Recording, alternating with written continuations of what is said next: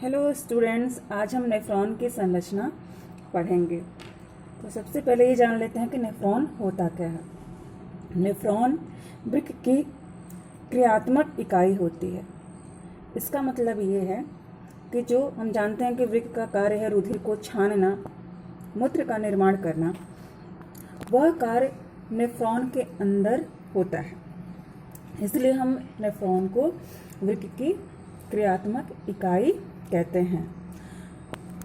प्रत्येक वृक्क में लगभग 10 लाख की संख्या में नेफ्रॉन पाए जाते हैं। बहुत छोटी संरचना होती है जो हमारी आंखों से दिखाई नहीं देती है। बच्चों, नेफ्रॉन 4 भागों से मिलकर बना होता है। पहला भाग है वोमेन कैप्सूल्स। वोमेन कैप्सूल जो होता है वह एक प्याले नुमा संरचना होती है और दोहरी झिल्ली का बना होता है। दूसरा है इसका भाग ग्लोमेरुलस या केश का गुच्छ। बच्चों, रीनल धमनी विभाजित होकर धमनिका बनाती है। तो वोमेन कैप्सूल के अंदर जो धमनिका रुधिर को लेके आती है उसको हम अभिवाही धमनिका कहते हैं। यह धमनिका व्यास में ज़्यादा होती है, इसलिए थोड़ी मोटी या चौड़ी दिखाई देती है। इससे रुधिर इस वोमेन कैप्सूल में आता है, जबकि जो धमनिका रुधिर को बाहर लेके जाती है वह व्यास में कम होती है, पतली होती है।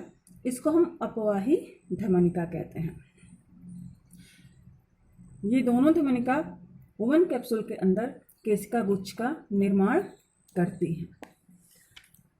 तो इस तरह से यह ग्लोमेरुलस या केशिका गुच्छ बनता है।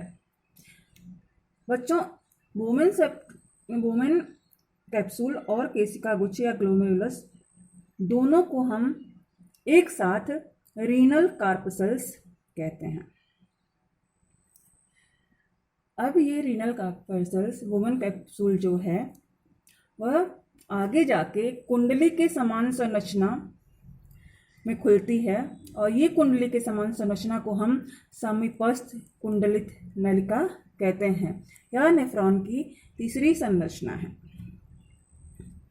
समीपस्थ कुंडलित नलिका ये क्यों कहते हैं? क्योंकि ये जो नली है वह वोमेन संपुट और केशिका गुच्छ यानी कि रीनल कार्पसल्स के करीब होती है, पास में होती है, इसलिए इसको हम समीपस्थ कुंडलित नलिका कहते हैं। समीपस्थ कुंडलित नलिका हेनले के लूप में खुलती है। हेनले लूप में खुलती है। हेनले लूप बच्चों एक यू के आकार की नली होती है।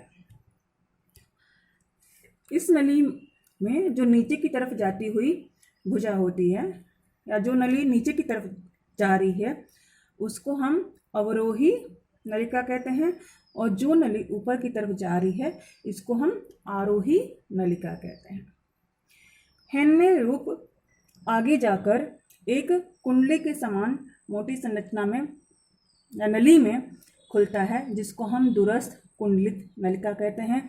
दूरस्थ कुंडलित नलिका नेफ्रॉन की चौथी संरचना है, चौथा भाग है। दूरस्थ कुंडलित नलिका, इसका नाम दूरस्थ इसलिए पड़ा क्योंकि यह रीनल कार्पसल्स से दूर होता है, इसलिए हम इसको दूरस्थ कुंडलित नलिका कहते हैं। दूरस्थ कुंडलित नलिका संग्रह नलिका में जाके खुलती है। संग्रह नलिका बच्चों, इसमें जब मूत्र का निर्माण हो जाता है तो संग्रह नलिका में मूत्र जाके इकट्ठा हो जाता है, यूरिन इकट्ठा हो जाता है। एक संग्रह नलिका से 8 से 10 नेफ्रॉन जुड़े रहते हैं और ढेर सारी संग्रह नलिकाएं जाके एक बड़ी संग्रह नलिका बनाती है, जो कि वृक्क में पेल्विस में जाके खुलता है और पेल्विस से होता हुआ मूत्र यूरेटर्स के माध्यम से, मूत्रवाहिनी के माध्यम से मूत्राशय में इकट्ठा हो जाता है। तो इस प्रकार यह बच्चों नेफ्रॉन की संरचना है बहुत ही आसान है। मैं आशा करती हूँ कि ये आप लोगों को समझ में आया होगा।